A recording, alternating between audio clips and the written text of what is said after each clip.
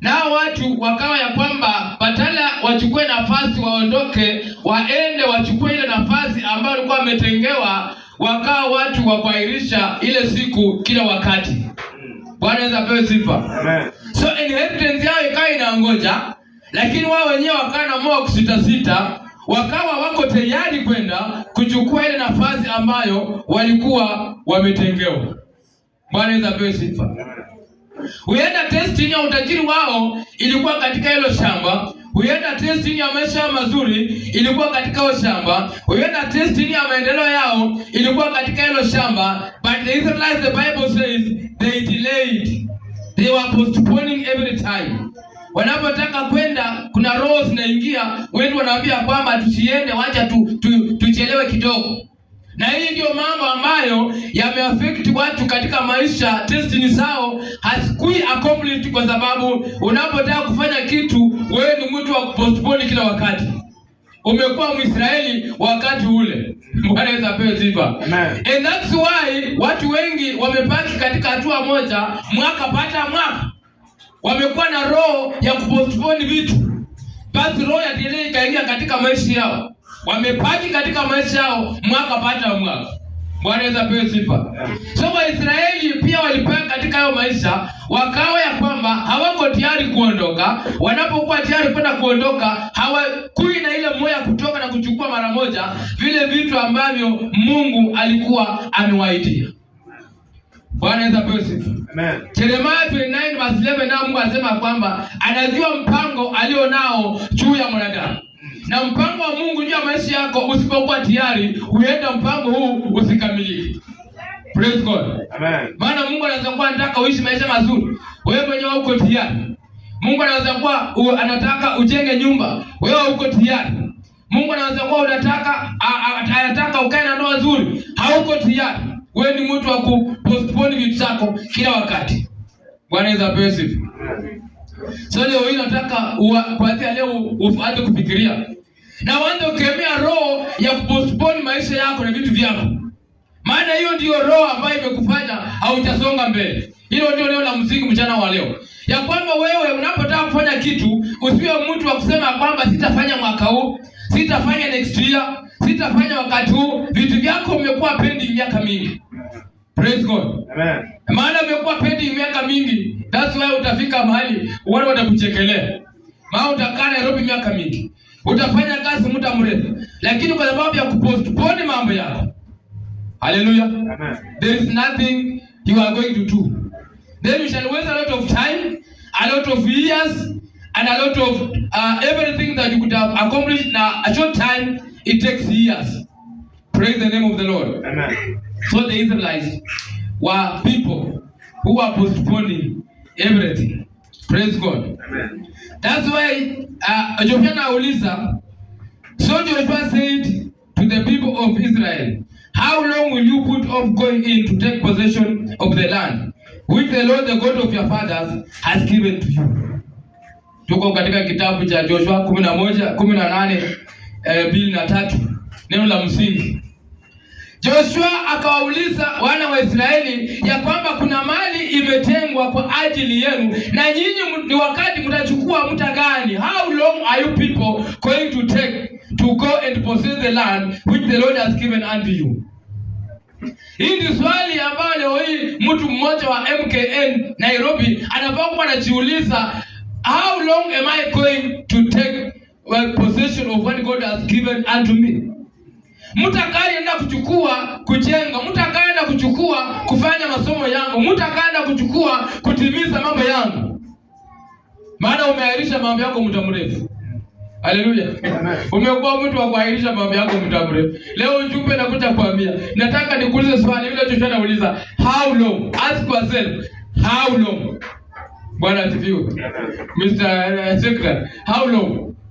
How long are you going to postpone your things? Praise the name of the Lord. Amen. And as you postpone these things, what is happening in between? Maana ukitaka kujenga nyumba, alafu una material ama una fedha, alafu unairisha kila wakati, magonjwa huingia. Magonjwa yanapoingia, fedha zinaenda katika magonjwa. Unapata tu zero. Bwana asifiwe. Unapotaka kufanya jambo lote, umetenga fedha, alafu wewe ni mtu wa kuahirisha mambo yako, other things shall come in between your plans and you will find that hauwezi fanya kitu chochote kwa sababu kitu ambacho haukupangia kimekuja katikati. You will be blaming yourself year after year. And at the end of the day utalaumu wachawi, lakini wewe ndio shida.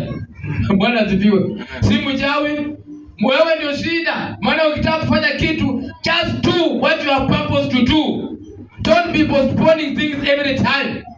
You have delayed your destiny. You have delayed yourself reaching your destiny. Bwana asifiwe. Amen. Kama ulikuwa ujenge 2013, leo ni 2025, hakuna kitu. Unasema mchawi ameniroka, mchawi hajakuroka. Wewe umekuwa ukiarisha mambo yako.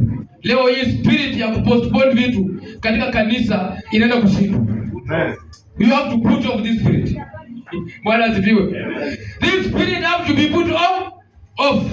Kama unataka kufanya kitu, fanya kitu. Usituambie nitafanya kesho. Hapana. Tunataka tuone ukifanya. Hallelujah. If you want to marry today. Don't say I shall marry next year. Wewe unajuaje next year kama utafika? If you want to get married immediately. Wewe una postpone mpaka siku gani? Bwana asifiwe. Hata nitafuta sijui nani. Wameweka ma description, sijui financial stable, sijui nini. That's nonsense. If you want to do something, just do something that you are purposed to do. Praise God.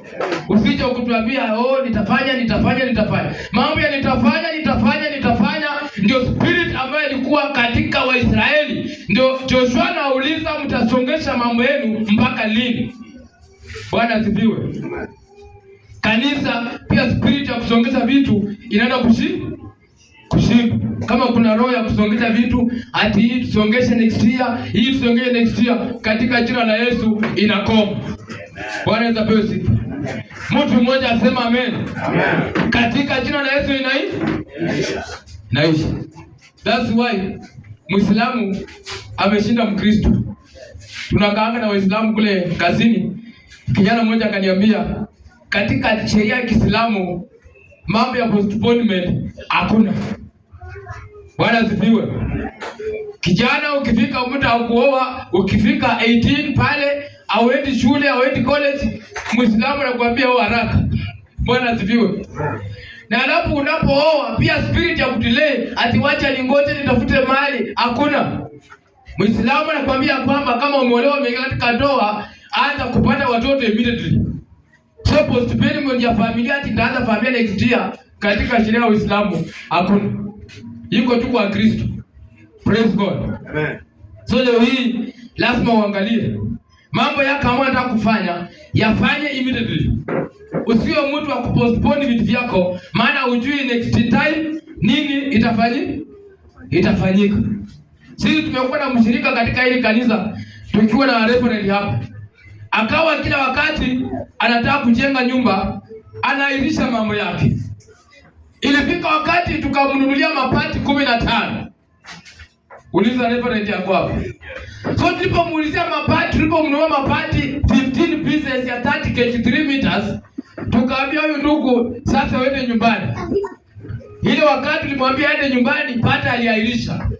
Alipoahirisha watoto wake walilazwa St. Mary's Mumias. Akauza mabati, akalipia watoto gharama ya hospitali. Akapaki tu pale. So this brother imechukua muda mrefu kabla hajajenga. Kwa sababu gani? Kuahirisha vitu. Praise God. So leo hii ujumbe wangu yuko tu rahisi. Spirit of postponement katika maisha yetu nakoma. That you put off this spirit immediately. That you put off this spirit katika maisha yako. That if you want to do anything, just do. Bwana asifiwe. Kuange ni kali na mstari. One day katika kazi na rafiki yangu Mkisii ambaye anafanya naye kazi. So akawa ananiambia wakati mmoja, ndugu, ninaona kama nimerogwa. Nikamuuliza umerogwa aje? Yaani ndugu, alikuwa anafanya uchumi formally kabla hajakuja huko kwetu. So akawa amenunua mabati ya kujenga nyumba, akawa amelete mchanga hadi tipa 3, akawa amenunua matofali karibu 20,000, akawa amefanya kila kitu, lakini 3 or 4 years down the lane, baada ya kununua hizo vitu, hakuna kitu ambacho alikuwa amefanya. So akawa mtu anairisha mwaka wa kwanza angali pale, mwaka wa pili angali pale, ikafika miaka 3 4 hajafanya chochote ijapokuwa ako na vitu nyumbani kwao. So tulipokaa naye wakati mmoja saa 7, nikamwambia ndugu, you are the problem. Hakuna mtu ambaye amekuroga. Wewe mwenyewe ndio una postpone vitu zako. Na nataka niombe na wewe ukitoka mahali hapa uende nyumbani kwenu. Na ukifika kule kitu chochote chenye umepanga kiwe katika hiyo nyumba, umake sure imewekwa katika nyumba kabla hujatoka nyumbani utakuja Nairobi. So ndugu akaniuliza, itawezekana kweli? Nikamwambia katika jina la Yesu inawezekana. Na tukajifunza naye hii mstari. So ndugu wakati mmoja akatoka akaniambia, baba ndugu, nataka uniombee. Unajua ni mwalimu wetu, ni kijana wetu wa World Bible School, lakini amesoma online, nikimwelekeza amemaliza juzi. So nikawa namuelekeza polepole, akaniambia siku moja nitaondoka, nitaenda nyumbani. So nikaomba juu yake, alafu akaondoka akaenda nyumbani. Unajua amekuja hii wiki kutoka nyumbani, na akaniambia wakati ameenda nyumbani alifanya exactly vile nimeomba na yeye na exactly vile nimemwelekeza. Na leo hii alijenga nyumba ya room 5 na atafanya roofing, lakini nilimwambia chochote chenye ulipanga kiwa katika hiyo nyumba, make sure ukitoka nyumbani umekiwacha kwa nyumba. So alijenga nyumba, ukuta akamaliza, ameweka milango, akaweka madirisha na atafanya roofing. Nikashukuru Mungu. When a spirit of postponement ingia katika maisha ya mtu, huyo mtu hakuna chochote ambacho atafanya. Na huyo mtu atakuwa mtu wa kulia kila wakati na mtu wa kulaumu wachawi na watu wa kwao. Lakini roho hii inapotoka ndani ya mtu, huyu mtu anafanya mambo yake maana anajua Mungu ako upande wake.